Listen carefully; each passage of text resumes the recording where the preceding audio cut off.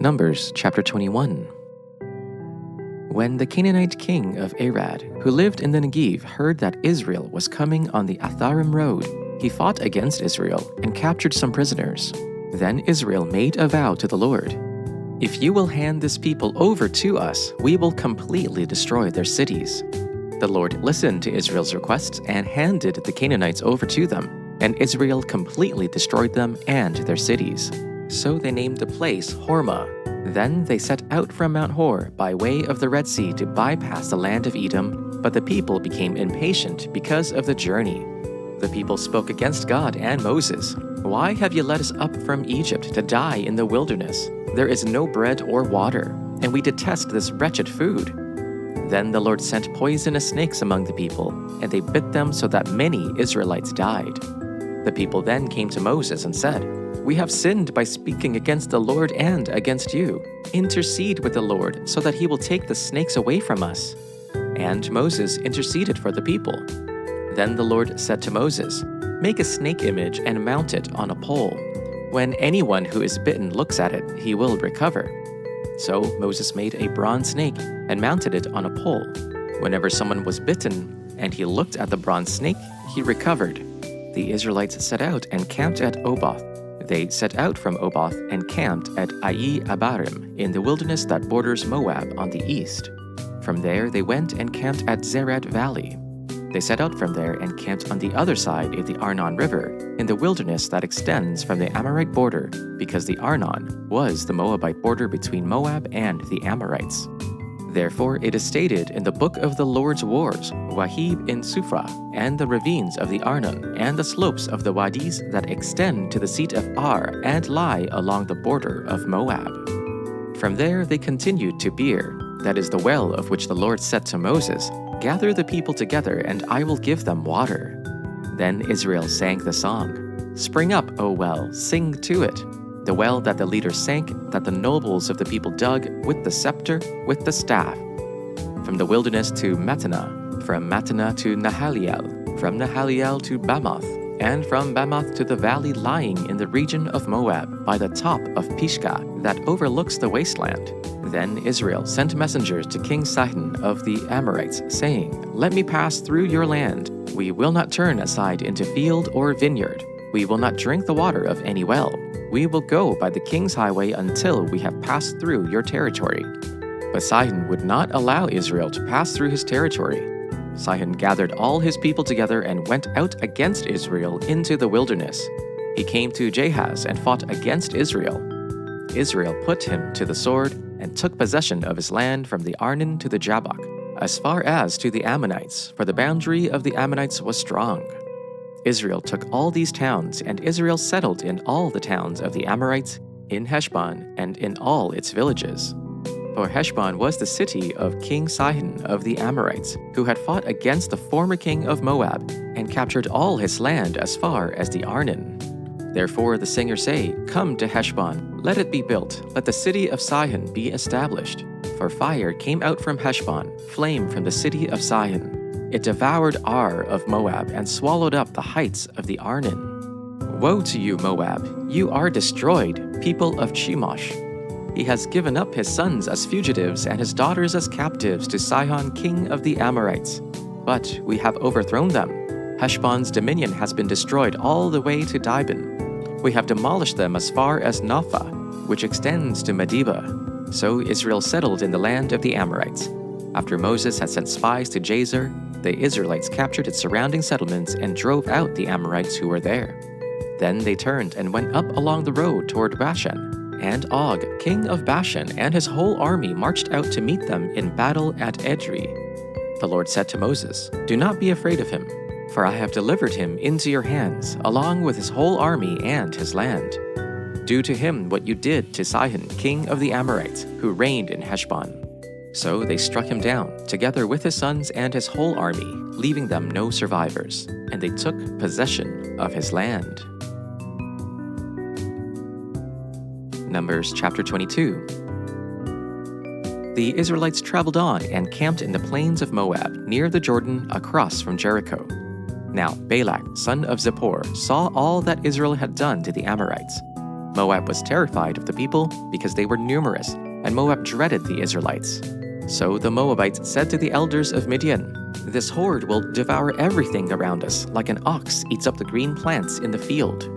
Since Balak son of Zippor was Moab's king at the time, he sent messengers to Balaam son of Beor at Pethor, which is by the Euphrates in the land of his people.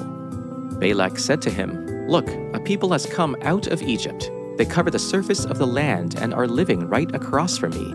Please come and put a curse on these people for me, because they are more powerful than I am. I may be able to defeat them and drive them out of the land, for I know that those you bless are blessed, and those you curse are cursed." The elders of Moab and Midian departed with fees for the divination in hand. They came to Balaam and reported Balak's words to him. He said to them, "Spend the night here, and I will give you the answer the Lord tells me." So the officials of Moab stayed with Balaam. Then God came to Balaam and asked, "Who are these men with you?" Balaam replied to God, "Balak, son of Zippor, king of Moab, sent this message to me.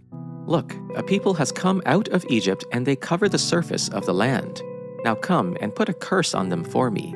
I may be able to fight against them and drive them away." Then God said to Balaam, "You are not to go with them. You are not to curse this people, for they are blessed."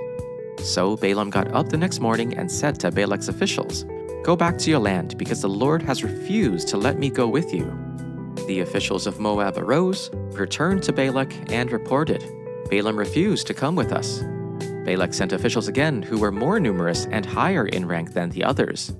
They came to Balaam and said to him, "This is what Balak, son of Zippor, says. Let nothing keep you from coming to me, for I will greatly honor you and do whatever you ask me. So please come and put a curse on these people for me." But Balaam replied to the servants of Balak, "Although Balak were to give me his house full of silver and gold, I could not go beyond the command of the Lord my God, to do less or more. You also stay here overnight, so that I may learn what more the Lord may say to me." That night God came to Balaam and said to him, "If the men have come to summon you, get up and go with them, but do only what I tell you to do." So Balaam got up in the morning, saddled his donkey, and went with the officials of Moab. God's anger was kindled because he was going, and the angel of the Lord took a stand in the road as his adversary. Now he was riding on the donkey, and his 2 servants were with him. The donkey saw the angel of the Lord standing in the road with a drawn sword in his hand. So the donkey turned off the road and went into the field, and Balaam struck the donkey to turn it back onto the road. Then the angel of the Lord stood in a narrow path between the vineyards, with a wall on either side. When the donkey saw the angel of the Lord, it scraped against the wall and scraped Balaam's foot against the wall, so he struck it again. Then the angel of the Lord went ahead and stood in a narrow place, where there was no way to turn either to the right or to the left. When the donkey saw the angel of the Lord, it lay down under Balaam, and Balaam's anger was kindled, and he struck the donkey with a staff. Then the Lord opened the mouth of the donkey, and it said to Balaam, "What have I done to you that you have struck me these 3 times?" Balaam said to the donkey, "Because you have made a fool of me. I wish I had a sword in my hand, I would kill you right now." But the donkey said to Balaam, "Am I not your donkey, which you have ridden all your life to this day? Have I been in the habit of treating you this way?" And he said, "No." Then the Lord opened the eyes of Balaam, and he saw the angel of the Lord standing in the road with his drawn sword in his hand, and he bowed down, falling on his face. The angel of the Lord said to him, "Why have you struck your donkey these 3 times? I have come out as an adversary because your way is perverse before me. The donkey saw me and turned away from me these 3 times. If it had not turned away from me, surely just now I would have killed you and let it live." Then Balaam said to the angel of the Lord, "I have sinned, for I did not know that you were standing in the road to oppose me. Now, therefore, if it is displeasing to you, I will return home." The angel of the Lord said to Balaam, "Go with the men, but speak only what I tell you." So Balaam went to Balak's officials. When Balak heard that Balaam was coming, he went out to meet him at the Moabite town in the Arnon border at the edge of his territory. Balak said to Balaam, "Did I not send you an urgent summons? Why didn't you come to me? Am I really not able to reward you?" "Well, I have come to you now," Balaam replied.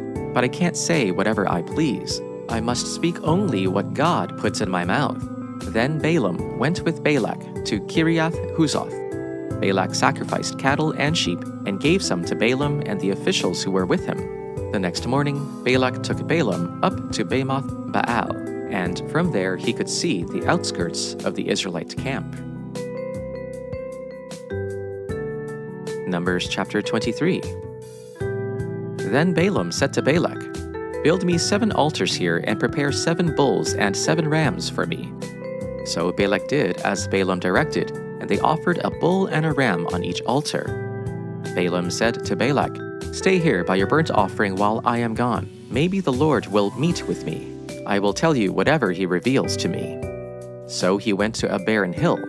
God met with him and Balaam and said to him, "I have arranged 7 altars and offered a bull and a ram on each altar."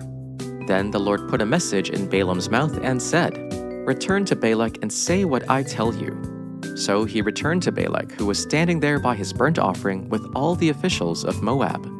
Balaam proclaimed his poem. "Balak brought me from Aram, the king of Moab, from the eastern mountains. Come, put a curse on Jacob for me. Come, denounce Israel. How can I curse someone God has not cursed? How can I denounce someone the Lord has not denounced? I see them from the top of rocky cliffs, and I watch them from the hills. This is a people living alone. It does not consider itself among the nations. Who has counted the dust of Jacob, or numbered even 1/4 of Israel? Let me die the death of the upright. Let the end of my life be like theirs." "What have you done to me?" Balak asked Balaam. "I brought you to curse my enemies, but look, you have only blessed them." He answered, "Shouldn't I say exactly what the Lord puts in my mouth?" So Balak said to him, "Come with me to another place from which you may see them. You shall see only part of them and shall not see them all. Then curse them for me from there." So he took him to the field of Zophim, to the top of Pisgah. He built 7 altars and offered a bull and a ram on each altar. Balaam said to Balak, "Stand here beside your burnt offerings while I meet the Lord over there." The Lord met Balaam, put a word into his mouth, and said, "Return to Balak, and this is what you shall say." When he came to him, he was standing beside his burnt offerings with the officials of Moab. Balak said to him, "What has the Lord said?" Then Balaam uttered this oracle, saying, "Rise, Balak, and hear. Listen to me, O son of Zippor. God is not a human being, that he should lie, or a mortal, that he should change his mind. Has he promised, and will he not do it? He has spoken, and will he not fulfill it? See, I received a command to bless. He has blessed, and I cannot revoke it. He has not beheld misfortune in Jacob, nor has he seen trouble in Israel. The Lord their God is with them, acclaimed as a king among them. God, who brings them out of Egypt, is like the horns of a wild ox for them. Surely there is no enchantment against Jacob, no divination against Israel. Now it shall be said of Jacob and Israel, see what God has done. Look, a people rising up like a lioness and rousing itself like a lion. It does not lie down until it has eaten the prey and drunk the blood of the slain." Then Balak said to Balaam, "Neither curse them at all, nor bless them at all." Balaam answered, "Did I not tell you I must do whatever the Lord says?" Then Balak said to Balaam, "Come, let me take you to another place. Perhaps it will please God to let you curse them for me from there." Then Balak took Balaam to the top of Peor, overlooking the wasteland. Balaam said, "Build me 7 altars here and prepare 7 bulls and 7 rams for me." Balak did as Balaam had said and offered a bull and a ram on each altar. Numbers chapter 24. Since Balaam saw that it pleased the Lord to bless Israel, he did not go to seek omens as on previous occasions, but turned toward the wilderness. When Balaam looked up and saw Israel encamped tribe by tribe, the Spirit of God came on him, and he proclaimed this poem. The oracle of Balaam, son of Beor, the oracle of the man whose eyes are opened, the oracle of one who hears the sayings of God, who sees a vision from the Almighty, who falls into a trance with his eyes uncovered. How beautiful are your tents, Jacob, your dwellings, Israel. They stretch out like river valleys, like gardens beside a stream, like aloes the Lord has planted, like cedars beside the water. Water will flow from his buckets, and his seed will be by abundant water. His king will be greater than Agag, and his kingdom will be exalted. God brought him out of Egypt. He is like the horns of a wild ox for them. He will feed on enemy nations and gnaw their bones. He will strike them with his arrows. He crouches, he lies down like a lion or a lioness. Who dares to rouse him? Those who bless you will be blessed, and those who curse you will be cursed. Then Balak became furious with Balaam, struck his hands together, and said to him, I summoned you to put a curse on my enemies, but instead you have blessed them these 3 times. Now be off with you. Go home. I said, I will reward you richly, but the Lord has denied you any reward.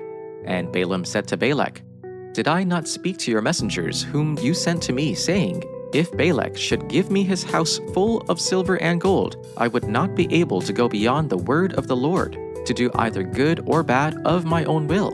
What the Lord says, that is what I will say. So now, I am going to my people. Let me advise you what this people will do to your people in days to come. So he uttered his oracle, saying, The oracle of Balaam, son of Beor, the oracle of the man whose eyes is clear, the oracle of one who hears the words of God and knows the knowledge of the Most High, who sees the vision of the Almighty, who falls down but with eyes uncovered. I see him, but not now. I behold him, but not fear. A star shall come out of Jacob, and a scepter shall rise out of Israel. It shall crush the heads of Moab and the heads of all the Shethites. Edom will become a possession, Seir a possession of its enemies, while Israel does valiantly. One out of Jacob shall rule and destroy the survivors of Ar. Then he looked on Malach and uttered his oracle, saying, First among the nations was Amalek, but its end is to perish forever. Then he saw the Kenites and spoke his message. Your dwelling place is secure, your nest is set in a rock. Yet you Kenites will be destroyed when Ashur takes you captive. Then he spoke his message. Alas, who can live when God does this? Ships will come from the shores of Ypres. They will subdue Ashur and Eber, but they too will come to ruin. Then Balaam got up and returned home, and Balak went on his way. Numbers chapter 25. When Israel was staying at the Acacia Grove, the people began to prostitute themselves with the women of Moab. The women invited them to sacrifice for their gods, and the people ate and bowed in worship to their gods.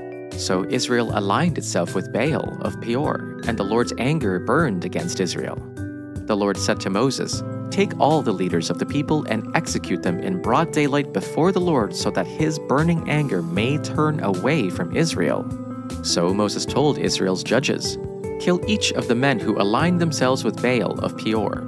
An Israelite man came bringing a Midianite woman to his relatives in the sight of Moses and the whole Israelite community while they were weeping at the entrance to the tent of meeting. When Phinehas, son of Eleazar, son of Aaron the priest, saw this, he got up from the assembly, took a spear in his hand. He went after the Israelite man into the tent and pierced the 2 of them, the Israelite and the woman, through the belly. So the plague was stopped among the Israelites. Nevertheless, those who died by the plague were 24,000. The Lord spoke to Moses, saying, Phinehas, son of Eleazar, son of Aaron the priest, has turned back my wrath from the Israelites by manifesting such zeal among them on my behalf, that in my jealousy I did not consume the Israelites. Therefore say, I hereby grant him my covenant of peace. It shall be for him and for his descendants after him a covenant of perpetual priesthood, because he was zealous for his God and made atonement for the Israelites. The name of the slain Israelite man who was killed with the Midianite woman was Zimri, son of Salu, head of an ancestral house belonging to the Simeonites. And the name of the Midianite woman who was put to death was Cosbi, daughter of Zur, a tribal chief of a Midianite family. The Lord said to Moses, Treat the Midianites as enemies and kill them. They treated you as enemies when they deceived you in the Pure incident involving their sister Cosbi, the daughter of a Midianite leader, the woman who was killed when the plague came as a result of that incident.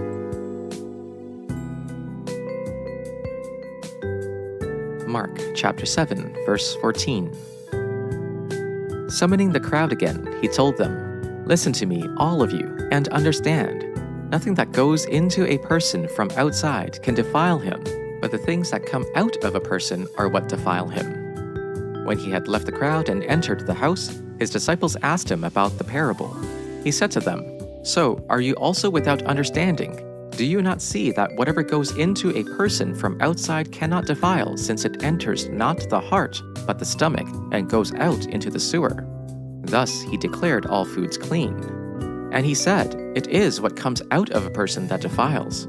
For it is from within, from the human heart, that evil intentions come: sexual immorality, theft, murder, adultery, avarice, wickedness, deceit, debauchery, envy, slander, pride, folly. All these evil things come from within, and they defile a person." From there he set out and went away to the region of Tyre. He entered a house and did not want anyone to know he was there, yet he could not escape notice. But a woman whose little daughter had an unclean spirit immediately heard about him, and she came and bowed down at his feet. Now the woman was a Gentile, of Syrophoenician origin. She begged him to cast a demon out of her daughter. He said to her, "Let the children be fed first, for it is not fair to take the children's food and throw it to the dogs." But she answered him, "Sir, even the dogs under the table eat the children's crumbs."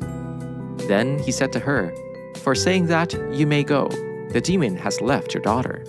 And when she went home, she found the child lying on the bed and the demon gone. Then Jesus left the vicinity of Tyre and went through Sidon, down to the Sea of Galilee and into the region of the Decapolis.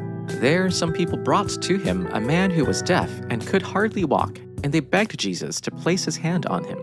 After he took him aside, away from the crowd, Jesus put his fingers into the man's ears. Then he spit and touched the man's tongue. He looked up to heaven and with a deep sigh said to him, "Ephata," which means "be opened." At this the man's ears were opened, his tongue was loosened, and he began to speak plainly. Jesus commanded them not to tell anyone. But the more he did so, the more they kept talking about it. People were overwhelmed with amazement. "He has done everything well," they said. "He even makes the deaf hear and the mute speak." Mark chapter 8. In those days there was again a large crowd, and they had nothing to eat. He called the disciples and said to them, "I have compassion on the crowd, because they've already stayed with me 3 days and have nothing to eat. If I send them home hungry, they will collapse on the way, and some of them have come a long distance." His disciples answered him, "Where can anyone get enough bread here in this desolate place to feed these people?" "How many loaves do you have?" he asked them. 7, they said. He commanded the crowd to sit down on the ground. Taking the 7 loaves, he gave thanks, broke them, and gave them to his disciples to set before the people. So they served them to the crowd. They also had a few small fish, and after he had blessed them, he said these were to be served as well. They ate and were satisfied. Then they collected 7 large baskets of leftover pieces. About 4,000 were there. He dismissed them, and he immediately got into the boat with his disciples and went to the district of Dalmanutha. The Pharisees came and began to argue with him, demanding of him a sign from heaven to test him. Sighing deeply in his spirit, he said, "Why does this generation demand a sign? Truly, I tell you, no sign will be given to this generation." Then he left them, got back into the boat, and went to the other side. The disciples had forgotten to take bread and had only 1 loaf with them in the boat. Then he gave them strict orders. "Watch out, beware the leaven of the Pharisees and the leaven of Herod." They said to one another, "Is it because we have no bread?" And becoming aware of it, Jesus said to them, "Why are you talking about having no bread? Do you still not perceive or understand? Are your hearts hardened? Do you have eyes and fail to see? Do you have ears and fail to hear? And do you not remember? When I broke the 5 loaves for the 5,000, how many baskets full of broken pieces did you collect?" They said to him, 12. "And the 7 for the 4,000, how many baskets full of broken pieces did you collect?" And they said to him, 7. Then he said to them, "Do you not yet understand?"